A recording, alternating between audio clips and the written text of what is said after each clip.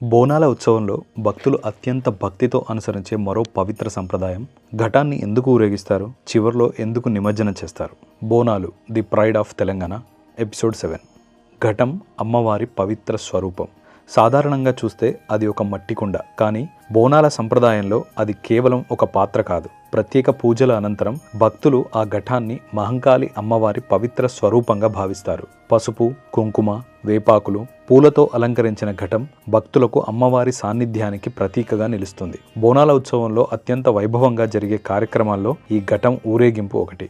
ఆలయం నుంచి ప్రారంభమైన ఈ యాత్ర డప్పుల మూతతో, పోతురాజు నృత్యాలతో, వేలాది మంది భక్తుల నినాదాల మధ్య వీధుల గుండా సాగుతుంది. ప్రతి అడుగులో భక్తి, ప్రతి క్షణంలో ఉత్సాహం, ప్రతి చూపులో అమ్మవారిపై విశ్వాసం కనిపిస్తుంది. బోనాల ఉత్సవం ముగిసే సమయంలో ఘటాన్ని నిమజ్జనం చేస్తారు. ఈ ఆచారం ప్రకృతిలోంచి వచ్చింది, మళ్ళీ ప్రకృతిలోకే చేరుతుందనే భావనకు ప్రతీక.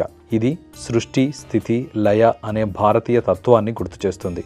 ఒక ఉత్సవం ముగిసినా భక్తి మాత్రం శాశ్వతంగా కొనసాగుతుందనే సందేశాన్ని ఇస్తుంది.